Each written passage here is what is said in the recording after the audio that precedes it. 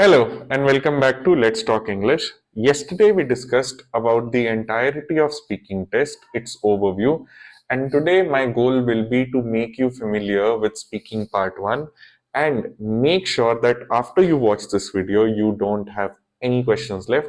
You exactly know how to nail the speaking part 1, and in addition to that you also understand what not to do. This is going to be very simple and you're going to enjoy it because, as we discussed yesterday, your speaking part 1, part 2, or part 3, they will contain topics that are very basic, very generalized, and in addition to that, anybody and everybody can answer them, right? So, in order to make sure that you understand everything, let me take you straight away to Cambridge, book 18, the official IELTS speaking question paper, right? Now everyone knows that question paper is not provided, but this is coming from Cambridge book, and the whole intention here is to make sure that you have a good reference and it's official material, so yes, we can prepare from it. Okay, as you can see, part 1 has two topics, basically two sections of it, which are both inside of speaking part 1, 3 to 5 minutes. First part is introduction, in which the examiner can ask you something about yourself. He may ask you, are you a student or a working professional? And he also may go ahead and ask you, what are your favorite pastime hobbies? Can you tell me something about your house or hometown? Stuff like that. Okay. Now, the point to be noted here is how to answer. One very simple thing that has been helpful for me for getting a band 7.5, and my students, my candidates also, who've gotten upwards of band 8, 8.5 also, right? The fact that your answers need to be sufficiently long enough with a proper structure. Now, if you are wondering how long they should be or what is the structure, it's very simple. Let me make it very clear for you, right? Your answers need to be of sufficient length so that the examiner can actually say that this person is a particularly fluent person. And secondly, the ideal answer structure would contain a core answer and two extensions. I will be delving into 15 different types of extensions that you can use in this video, but for the moment, let's focus on the introduction questions. Now, if my examiner asks me, are you a student or a working professional? I'll simply say that as of now, I am working as an IELTS instructor with a study abroad consultancy, and I have to say that I love my job as I get to meet new people on an everyday basis. This is a sufficiently lengthy answer. Now, I understand the words might feel a little bit overwhelming, but what is a sufficiently lengthy answer? See, a sufficiently lengthy answer should be having core answer plus two extensions. I'll give you a few more reference. The examiner asked, are you a student or a working professional? Now, I have a very simple request. Please do not laugh. Professional.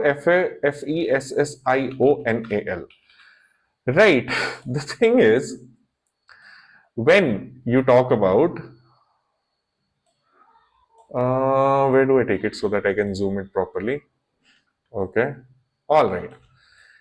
If I provide an answer, so sorry. Okay. If my answer says that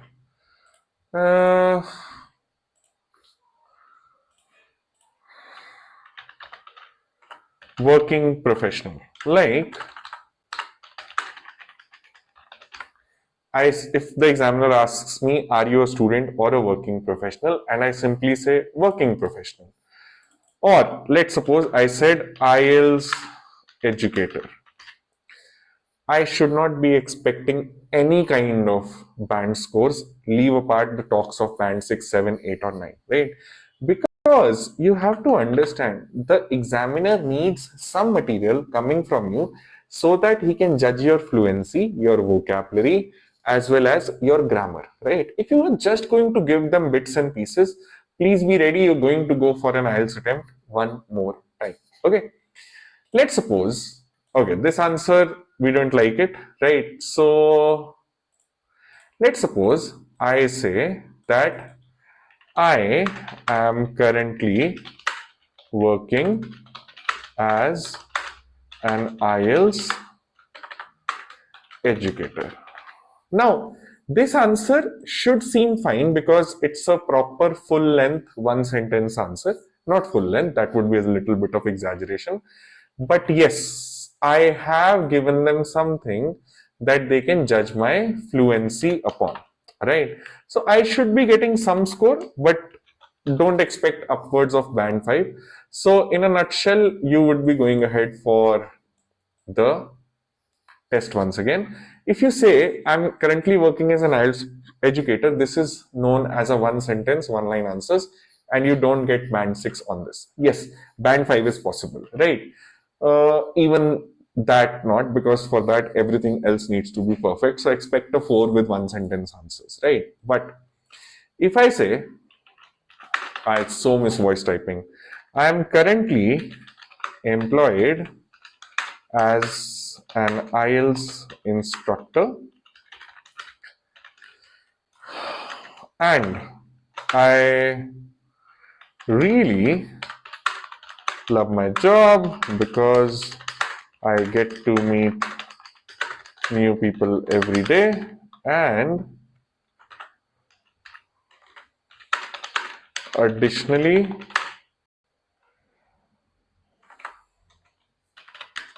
my profession is a respected one. Right. Now, if you see here, let me mark. This is your core answer that I'm currently employed as an IELTS instructor. And then, my God, how do I change the colors? Okay. And, oh, nice. Okay, so sorry. And I really love my job because I get to meet new people every day, right? And additionally, my profession is a respected one. This is a proper sufficiently lengthy answer, so to say, for the lack of better words. So, if you talk about this answer, this is gonna be waste. This also does not hold any value, but when you talk about this answer, this will get you up to a band 9. So, this is your official structure, right? So, now having understood that, what is a sufficiently lengthy answer and what should be the structure of your answer? There is one small request here. When I talk about the structure, always keep the core answer first. I'll give you a demonstration. The profession that I'm in is an incredible profession. It's respected and I feel I love it to the core. All right, but what is your profession? I am an IELTS instructor, right? If you don't give the core answer first, that is, I'm working as an IELTS instructor, you don't get a good mark on fluency and coherence, because coherence definitely gets interpreted as organization also. So your core answer first and two extensions later on. All right, if this was helpful, please make sure you like it. The rest of it is going to be completely about a few answers that we're going to be doing and how to extend your answers. So let's get started with it. I'll first of all give you a demo of how to complete your introduction. So let's suppose my question is, what's your name? Right, my name is Bruce Wayne. Right. Where do you come from? I come from Amritsar. It's basically a very cute city, a tier 2 city in the heart of Punjab. And in addition to that, it's also is a bordering city adjacent to our neighboring country, that is Pakistan. Fair enough. Good enough answer. Right. Can you tell me something about your job? Yes, I'm working as an IELTS instructor right now with a study abroad consultancy. I work there from 7 a.m. in the morning till 3 p.m. and in the evening, I'm posting content on YouTube as an online educator. I have to say, I love my job because I get to meet a lot of new people on an everyday basis. Right? Then he might ask you, is there anything that you do not like about your job? Yes, there is one thing when I work at the study abroad consultancy, and that is the admin work. So I can probably go ahead and say, not a lot.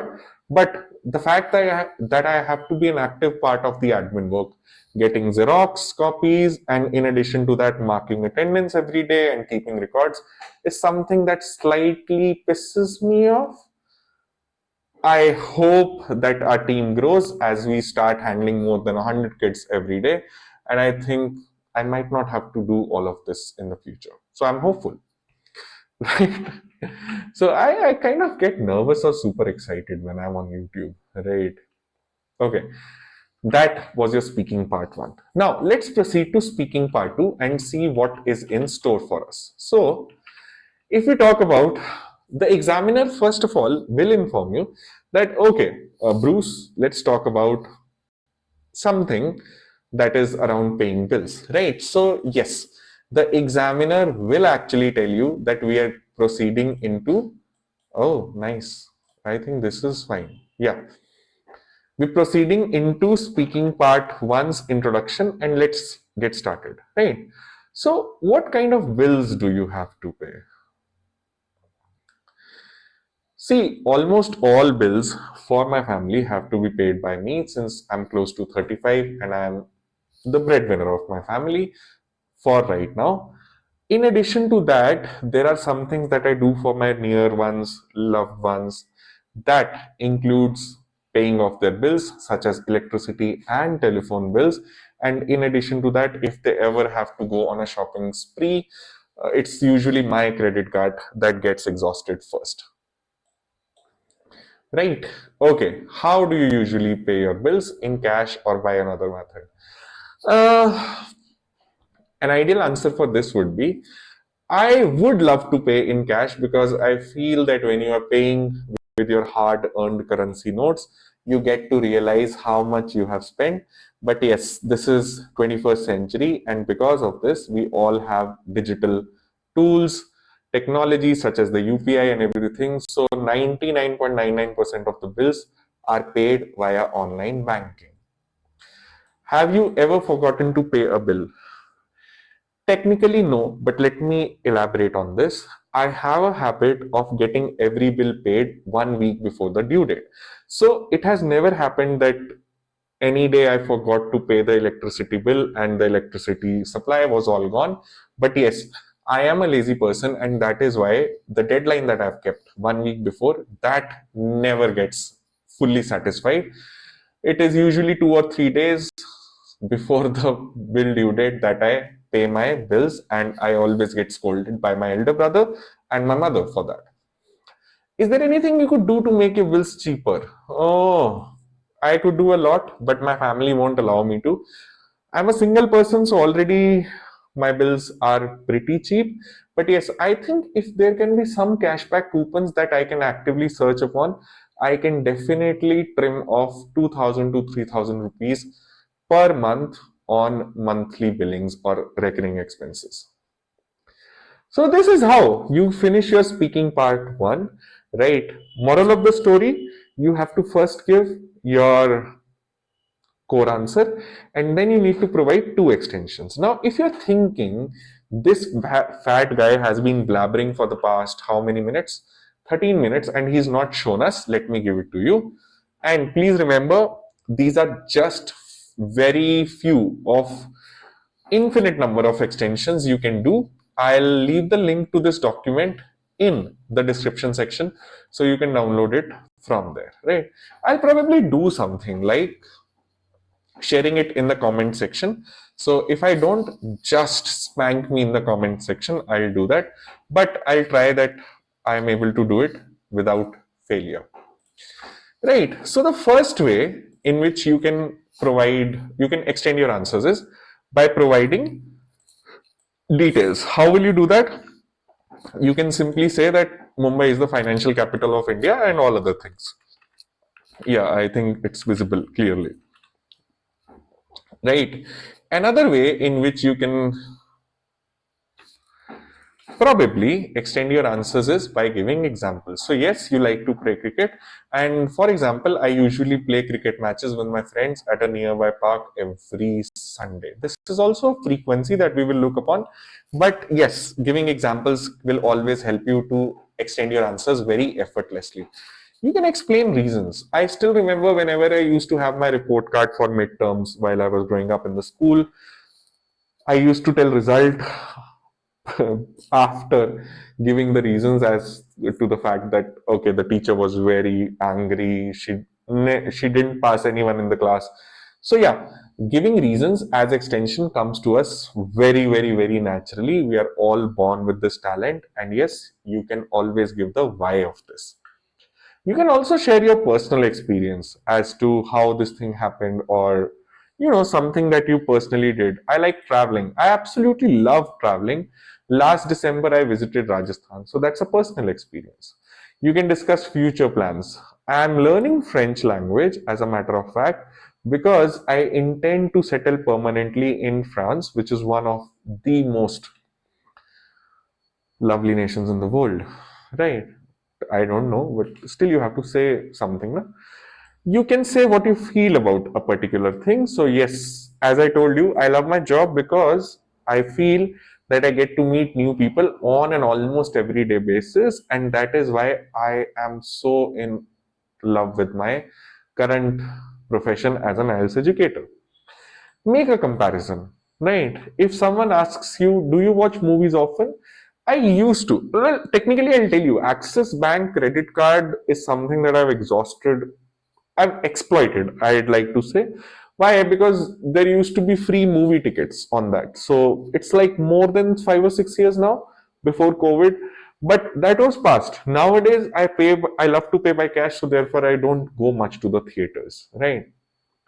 You could talk about your habit. So, how often do you exercise? Honestly speaking, not even a single day out of the whole year, but yes, I exercise regularly. In fact, I exercise 3 to 4 times a week consistently. That's a frequency, it's become your habit. You could give a light opinion, and please understand one thing very, very clearly: your opinion does not matter. You could say that the current president of the superpower is the most wisest person to exist on the planet. They might laugh because you've come into the joking zone, but if you say he's the worst person ever to exist, remember, they will not judge you. They're not there to judge you. Your personality, your thought process, they're there to judge your English language fluency, proficiency. Okay. So, do you prefer coffee or tea? Any day I would prefer coffee. I even don't know the taste of tea. I don't think I know the taste of. Maybe once or twice in 35 years I might have tasted it. But to be honest, uh, I don't know the taste of tea, right? Masala chai, whatever it is. No. So I prefer coffee any day because it helps me feel more important. Any day I find it more refreshing than tea. Right? You could add context or situational parameters, right? So you could say, I prefer to study at home because mostly in my own room, it's usually quiet and it helps me concentrate better, especially during exam time. You could mention a time reference as well, right? What happened to this thing? Okay. So, time references, when do you usually read books? I read them at night, especially before going to bed, because it helps me to go to sleep with a sane mind and I don't want to be affected by the social media websites. Okay. You could talk about some improvements that have happened or a change. How's your English now? It's good. Even if you were to ask me personally, I'm fairly fluent when I'm in my classes, but still I'm getting used to YouTube. So I might sound like blabbering, but that's inner nervousness. That's it. Okay. So it's good. My English has improved a lot recently. Earlier, I used to struggle with fluency, but nowadays I feel more confident while speaking, especially when it is impromptu. Right? You could add a result or benefit. I think this also comes to us very naturally as human beings from North India. So yeah, do you use social media often? No, I don't. No, I don't. I use social media quite often. It helps me stay connected with my friends and also keeps me updated with current events. A preference with a reason is something that you could mention as an extension to your speaking part one, any of the questions asked. Do you like cooking? Yes, I damn love cooking because it allows me to experiment with different flavors. It feels rewarding when my family enjoys the food I prepare. Technically, I know only a few things. That's cold coffee, and instant noodles. I think I might have learned something else also, but I can't remember because I do usually don't cook a lot. Simple contrast, opposite comparisons. Do you prefer studying alone or in group? Nowhere. That was candid. But yeah, do you prefer studying alone or in group? I prefer studying alone because I can focus better. However, for discussions, if they are to be done, I would prefer that I sometimes study with my friends. So, this is what your speaking part 1 should look like, extensions and everything. And yeah, this is pretty much it. We've come through 15 extensions.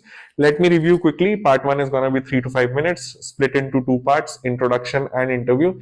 In introduction, they'll ask you very basic questions about your personality, and in interview they may pick a general topic that anyone and everyone can answer. And yes, you need to give a sufficiently long enough answer. How does that look like? You will be giving part 1 core answer first, and after that what you're gonna do is you will be providing two solid extensions that are relevant to your answer. Please make sure that you understand the fact that you cannot count sentences, words, seconds. But what you can rather do is count the number of pieces of information that you're going to provide. Then it hardly matters whether you said that in 1 minute, half a minute, half sentence, full sentence, it does not matter. What matters ultimately is the amount of information that you provide. With that, I would like to take your leave. Tomorrow, we will be meeting and discussing speaking part 2. I'll be sharing two techniques based on which you can talk endlessly. All of that which I've spoken is in this Google document. The link will be in description. And if you want to go through the IELTS speaking overview, I will link that video also in the comments down below, not the comments, description. All right, that is it for today. I love you all. If you want me to evaluate your speaking, if you have your speaking test coming up, you can contact me on Instagram and we can have a chat there, or on WhatsApp we can connect. So till then, I wish you all a good night. Bye bye.